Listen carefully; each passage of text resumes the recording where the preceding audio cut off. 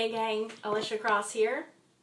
Today I'm going to give you, some healthy eating tips that don't involve counting calories if you're looking to just eat healthier, get healthier, or maybe lose some weight.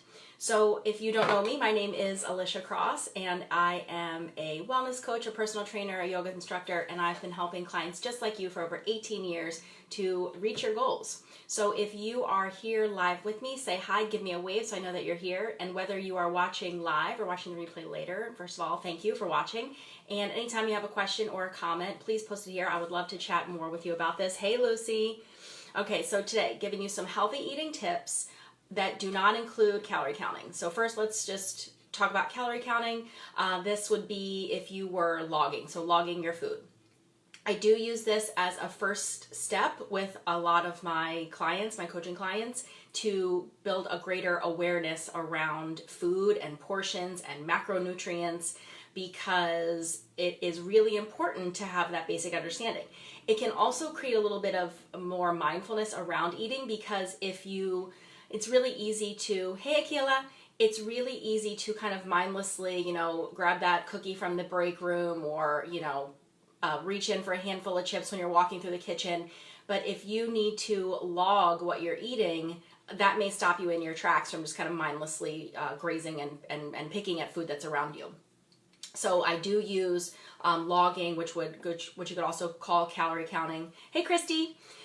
To give that initial understanding of food and nutrition. However, I do not think that logging or calorie counting needs to be a lifelong process. It shouldn't be. That kind of tips into obsessive.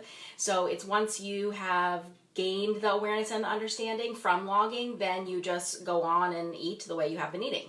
But I know that for a lot of you, you're maybe struggling with logging or you just don't want to do it. So I'm going to give you some tips that you can incorporate instead of logging, counting, tracking. So the first one is portion control. And this is really huge because there is this kind of instinct in us that we want to finish something.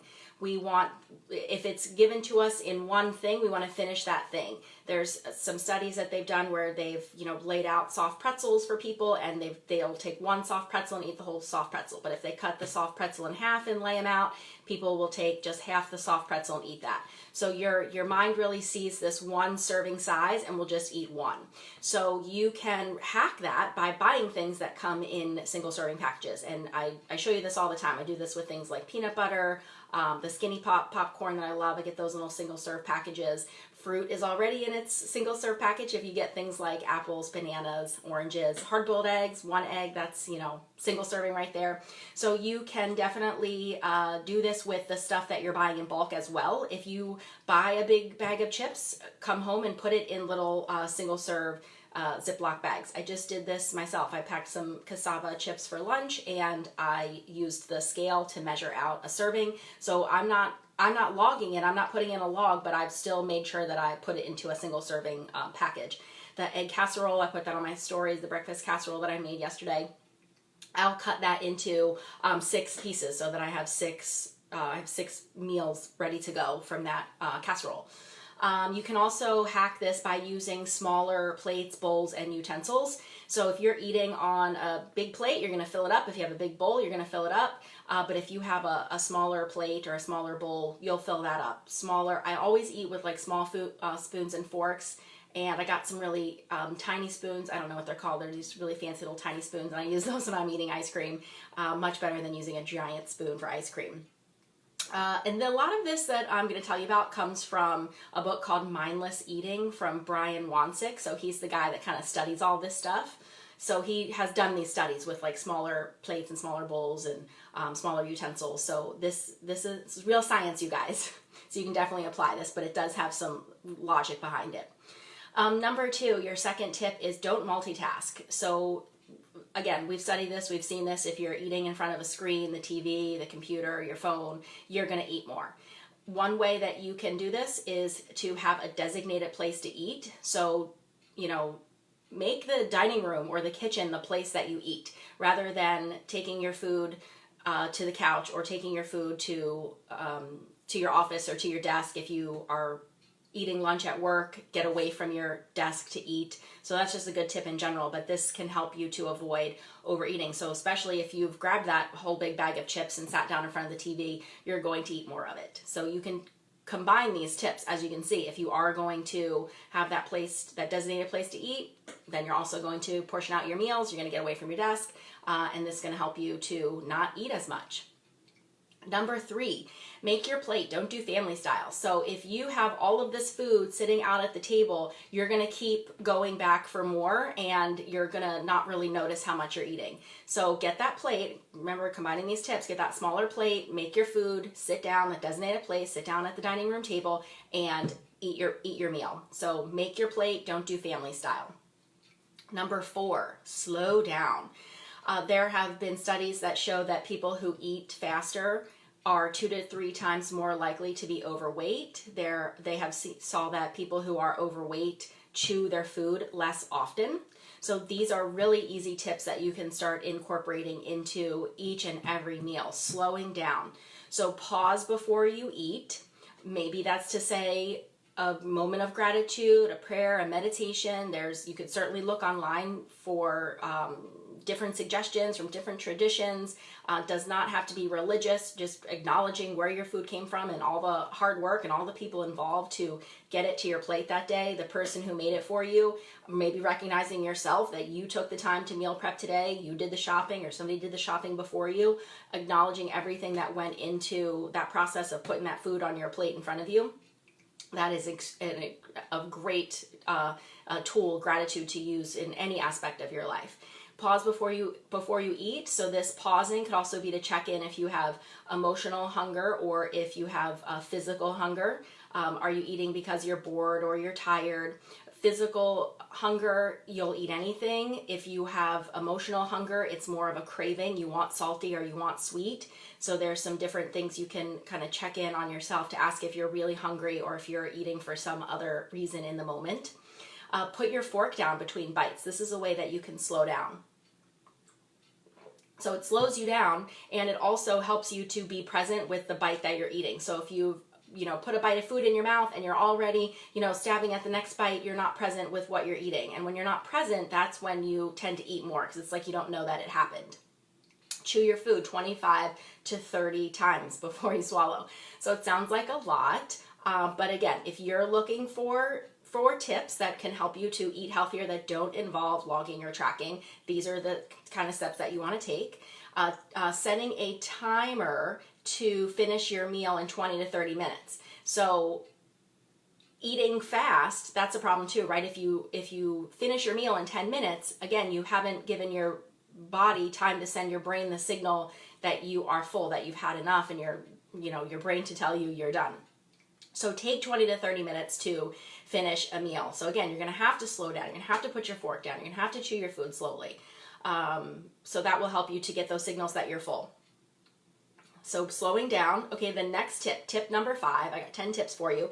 Tip number 5 is to eat more vegetables. So it has been shown that if your food is more voluminous, it has more volume, you are going to be fuller. So you want to fill in that volume with things like vegetables or water. If you make your meal into a soup, that's going to be more filling. And the vegetables are not going to add a lot of calories, but they are going to add a lot of fiber, which will help you feel fuller longer. And with vegetables, find ways to sneak vegetables into the things that you're already making. Like Robert Forrest this week, he made just one of our easy things that we make quickly is just we get the Wegmans store brand tomato sauce, and he made that with some, he found the Impossible ground meat, and he put green beans in there. So we had chickpea pasta, so we had spaghetti and sauce with the Impossible meat, and he put green beans in there. So we just stuck veggies in something we were already eating. So you can definitely find ways to incorporate things like kale or spinach, any kind of roasted vegetables. And that's really nice to have on hand if you just roast some vegetables at the beginning of the week, and whatever you're eating, you just kind of toss them in there. You can add roasted vegetables to even a salad. If you're having a salad, putting some warm roasted vegetables on there is really nice. Mixing in things like raw cabbage or raw spinach or raw kale into some kind of like Buddha bowl or stir fry or something you're already making, it gives some texture, it's some crunch, some color. And again, the raw vegetables are going to take up more space in your bowl and in your belly than the cooked vegetables. So that's a really good tip. Now for taking up more space, also drinking more water. So studies have shown that people who drink water before they eat, they take in less calories. And I can't preach this enough about drinking water. I recommend 100 ounces a day. You will definitely eat more if you are thirsty. You will kind of receive that signal as being thirsty or being hungry when you're actually thirsty. Maybe you've even felt this in yourself. Like if you are craving salty foods, it's because you're dehydrated. So instead, if you're drinking water regularly, you're not going to have those cravings for things like, salty chips. Another tip you can use is to eliminate processed foods. So one of my clients saved me this article from Scientific America. It's called Obesity on the Brain. And they did a pilot study where they were able to control what people ate. They had them in like a hospital. So they controlled all of their calories that they were taking in. And they gave people either a diet of whole foods, things like, mashed potatoes and roast beef, or they gave them a diet full of processed foods. And the people who ate the processed foods, and they even switched. They took the same group and they would do 2 weeks on one diet, 2 weeks on the other diet. When they switched to the processed foods, everybody ate like an average of 500 more calories. I think it was in every meal. And what they hypothesized is that the way these processed foods are put together, your brain is not really recognizing what you're eating. It's not recognizing the nutrition that you're getting. So it's not able to send you that signal that you're full. So you're going to keep eating when the food is processed. So eliminating processed foods is a way that you can cut back on calories. And yeah, it's fine if you have processed food once in a while, but look if that is your whole diet. Are you eating cereal out of a box in the morning and you're eating a frozen meal for lunch, and then, maybe you're eating fast food for dinner? If your day is filled with these processed foods, making a switch one meal at a time is a way that you can cut down on all those extra calories that you are taking in. So cutting back or eliminating processed foods. And then I would definitely say don't drink your calories. So don't drink juices and sodas, and no, the diet sodas are not a substitute. They talk about that in here. Just the artificial sweetener it's also going to drive you to take in more calories because you're getting the taste of the sweetness, but you're not getting calories. So your brain it wants calories. So it tells you eat more, eat more, eat more. So don't drink diet soda. Eliminate diet soda, eliminate processed foods. Okay, tip number 6, eat regularly. Don't wait until you're starving. So again, if you are skipping meals when it's time to eat, you're going to be ravenous, right? You're going to eat everything in front of you, and you're also going to make bad decisions. If you're really hungry and you're passing Burger King, that's going to sound like a great idea. Plan ahead. Studies have shown that if somebody is shopping for their snacks at the beginning of the week, they're going to buy healthy snacks. But if they wait till they're hungry and they walk in the grocery store, again, they're going to buy something that they're craving, something that is not healthy. So you've got to plan ahead, meal prepping, buying those healthy snacks that you want to eat, and then sticking to a regular mealtime schedule. Remember, I talk about this also helps with managing your hormones, because you have your leptin that tells you that that you're full, and you have ghrelin that tells you you're hungry. And if you are not eating regularly, these hormones get out of whack, and that can affect not only how you eat, your mood, how you sleep. So sticking to a regular mealtime schedule 7 days a week is going to help with everything. Okay, that's tip number 6. Tip number 7, keep snacks and candy out of sight. So again, this is science. They've shown this. You can put, if you have candy and it's in a clear dish versus an opaque dish, people are going to eat more out of the clear dish. So if you do have those things in your office or in your house and you just can't get rid of them for whatever reason, just put them in an opaque dish.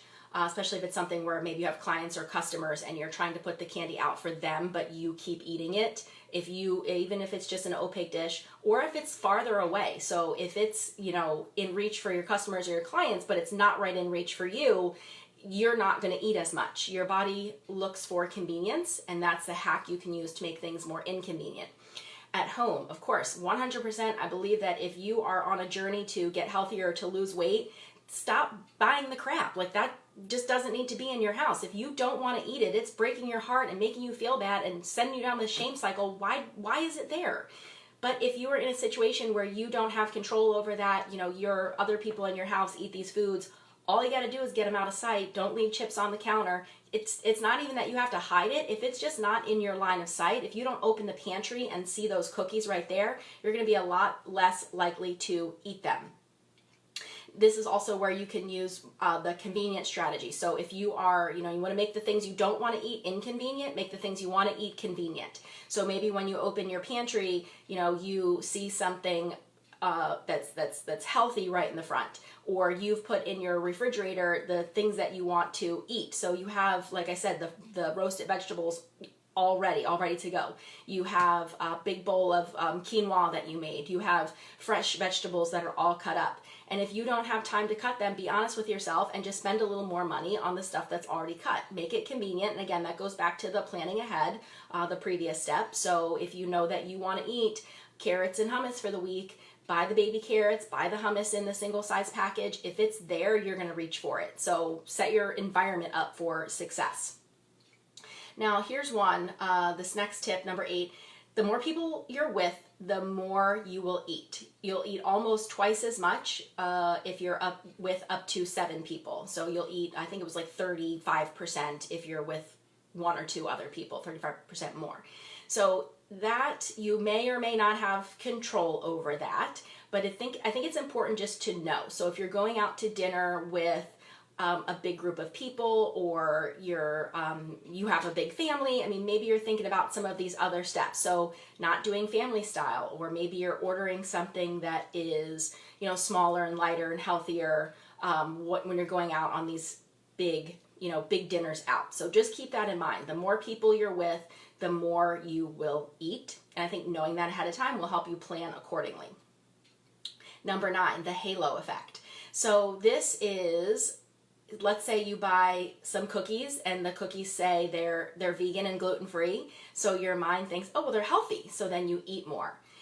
This also applies to, let's say you choose to go to Chick-fil-A versus McDonald's, and you think Chick-fil-A is, healthier than McDonald's, but you'll actually end up eating more calories. You'll eat more food because you think it's healthy.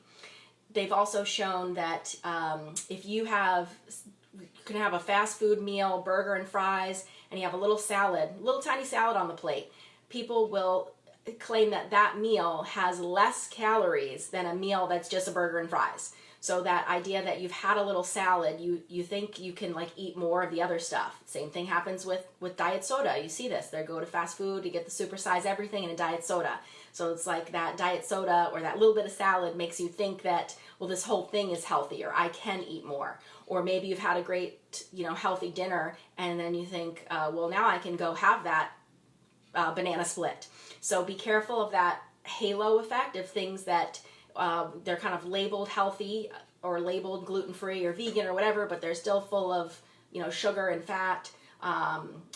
And having a little salad or eating at a restaurant that you think is a little bit of a healthier choice. It's still really easy to go overboard with calories in those situations. So I think just being mindful of that is how you want to incorporate that step into your life. And then number 10, cut back on alcohol. So alcohol, again, you're drinking your calories, and alcohol has 7 calories per gram.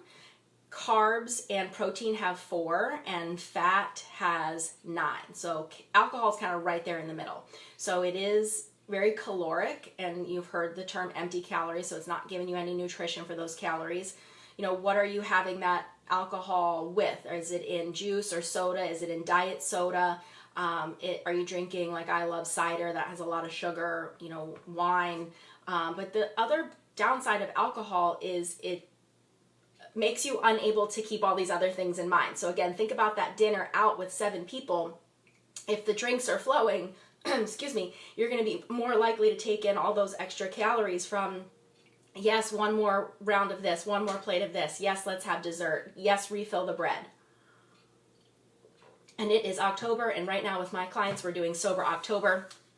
So maybe that's something you want to experiment with, and it may not be going completely alcohol free. Maybe you put some rules around it that you are only drinking on special occasions, or you're not drinking on the weekdays, only drinking on the weekends. So that's something, if alcohol you feel like is an issue. I have a client who, I think that's all he did was cut out his nightly glass of wine, and the weight is just falling off of him. So the alcohol alone could be the excess calories, but it also could be, you know, lowering your inhibitions or impeding your higher brain, and it's taking you out of all these other tips that you could be working on.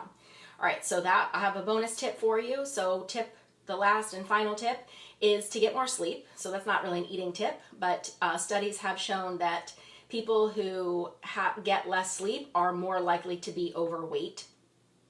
And there's a lot of factors involved, obviously, but one thing that happens when you are underslept is it messes with those hormones. So those hormones I was telling you about, leptin and ghrelin. Ghrelin tells you to eat, leptin tells you you're full. It messes those up because you're tired, you want energy. So your body says, where are we going to get that? We're going to get that from the donuts that are in the break room, or those cookies, or we're going to, you know, get that muffin the size of your head with your coffee in the afternoon. So getting sleep, 7 to 9 hours, everybody needs it. So let's review. So tip number 1, portion control, single size packages of food, using smaller plates, smaller utensils. Number 2, don't multitask, have a designated place to eat. Number 3, make your plate, don't do family style. Number 4, slow down while you're eating. Number 5, eat more vegetables and eliminate processed foods. Add more volume to your food with vegetables and water, drinking water, and maybe having your food as a soup. Number 6, eat regularly. Number 7, keep the snacks and candy out of sight, and then have those prepared snacks ready to go. Number 8, just be mindful that the more people you're with, the more you are likely to eat. Number 9, be aware of the halo effect. So something that you perceive as healthier, you'll actually eat more calories. Number 10, cut back on alcohol or eliminate alcohol. And the bonus tip is to get more sleep. So a lot of this is covered in the book I mentioned, Mindless Eating by Brian Wansink.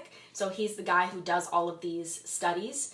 And the coolest thing about that book, my big takeaway was, you know, he said that everybody that and people didn't know what the study was. They didn't know the study was about eating, you know, all these different studies he did. The coolest thing I thought was at the end of these studies, when they interviewed people, overwhelmingly people said, well, I would never fall for that. I would never, but they all did. So as soon as you think that this doesn't apply to you, then you're not on the lookout for it. So just know we are all susceptible to it. Even me, this is why I get my single serve packages, and I weighed my cassava chips this morning. I don't log anymore, but I do work on these. There's some that I've gotten down, and there's others that I'm still struggling with. And it's all part of the process. So keep in mind your goals, what you want, and let your goal be really meaningful. Not that you want to get into some size that you think is magical, or some size that you were in 20 years ago. Not that you want to impress anybody at the reunion or the wedding, because those won't last, those won't carry you through. So really find your why, and then that's going to give you that is what's going to give you the motivation to put in the work to do these things, even when they're hard.